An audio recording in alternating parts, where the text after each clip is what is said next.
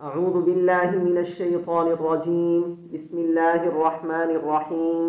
وَلَقَدْ خَلَقْنَا الْإِنسَانَ مِنْ سُلَالَةٍ مِّنْ طِينٍ ثُمَّ جَعَلْنَاهُ نُطْفَةً فِي قَرَارٍ مَّكِينٍ ثُمَّ خَلَقْنَا النُّطْفَةَ عَلَقَةً فَخَلَقْنَا الْعَلَقَةَ مُضْغَةً فَخَلَقْنَا الْمُضْغَةَ عِظَامًا فَكَسَوْنَا الْعِظَامَ لَحْمًا ثُمَّ أَنشَأْنَاهُ خَلْقًا آخَرَ فَتَبَارَكَ اللَّهُ أَحْسَنُ الْخَالِقِينَ ثم إنكم بعد ذلك لميتون ثم إنكم يوم القيامة تبعثون صدق اللہ العظیم۔ ان آیات میں اللہ تعالیٰ نے تخلیق انسانی کے مختلف ادوار بیان فرمائے ہیں کہ انسان پیدا ہونے کے وقت اور پیدا ہونے سے پہلے کن کن مراحل سے گزرتا ہے۔ ان چیزوں کو اللہ تعالیٰ نے ان آیات میں بیان فرمایا ہے، اور آخر میں فرمایا کہ دنیا کا وجود دائمی نہیں ہے، تمام انسان ایک دن اس دنیا سے چلے جائیں گے، ہر انسان نے مرنا ہے، کوئی انسان ہمیشہ اس دنیا میں رہنے کے لیے نہیں آیا۔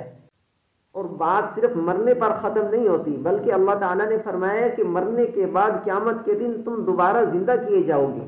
پھر ہر انسان اپنی زندگی کے ہر عمل کا حساب دے گا۔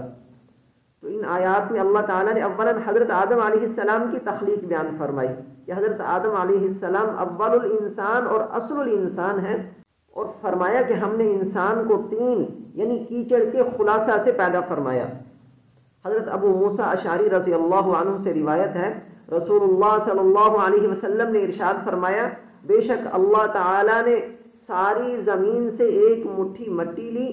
اور اس مٹی سے انسان کا پتلا بنایا، پھر اس میں روح پھونک دی، تو آدم علیہ السلام کی اولاد زمین کے اسی حصے کے مطابق وجود میں آئی جس کو زمین کا جو حصہ پہنچ گیا۔ یعنی ہر انسان شکل و صورت کے اعتبار سے، رنگ کے اعتبار سے زمین کے اسی حصے کے مطابق وجود میں آیا جس زمین کا جو حصہ اس کو پہنچا۔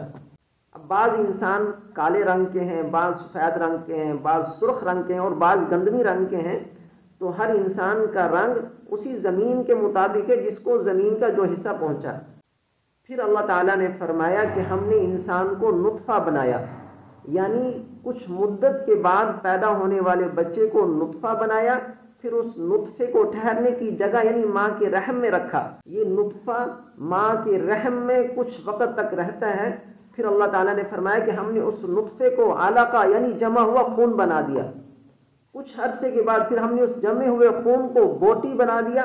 پھر اس بوٹی سے ہڈیاں بنا دی، پھر ہڈیوں پر ہم نے گوشت چڑھا دیا، پھر اس میں ہم نے روح پھونک دی۔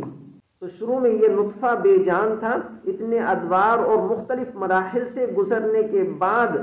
جب یہ ماں کے پیٹ سے باہر آیا تو کان ناک والی جاندار بنی بنائی صورت سامنے آ گئی۔ تو اسی کو اللہ تعالیٰ نے فرمایا ثم انشأناہ خلقا آخر، پھر ہم نے اسے دوسری مخلوق بنا دیا۔ یعنی یہ پہلے نطفہ تھا، بے جان تھا، جب یہ مختلف مراحل سے گزرا، ماں کے پیٹ سے باہر آیا تو پھر یہ انسان بن گیا۔ فتبارک اللہ احسن الخالقین، تو اللہ تعالیٰ کی ذات بابرکت ہے جو تمام کاریگروں سے بہتر ہے۔ دوسرے جتنے بھی کاریگر ہیں وہ خود اللہ تعالیٰ کی مخلوق ہیں، اللہ تعالیٰ نے ان کو جیسے چاہا پیدا فرما دیا۔ اب جو کاریگر کسی طرح کی کاریگری دکھاتا ہے اس میں اس بات کی طاقت نہیں ہے کہ وہ کسی چیز کو وجود میں لے آئے، بلکہ وہ اللہ تعالیٰ کی پیدا کی ہوئی چیزوں کو تراش کر ان کو جوڑ توڑ کر چیزیں بناتا ہے۔ مثلا درخت ہے، اس کو کاٹ کر اس کی لکڑی کو استعمال کرتا ہے، اس سے فرنیچر بناتا ہے، اس سے کشتیاں بناتا ہے، بحری جہاز بناتا ہے، مختلف چیزیں بناتا ہے۔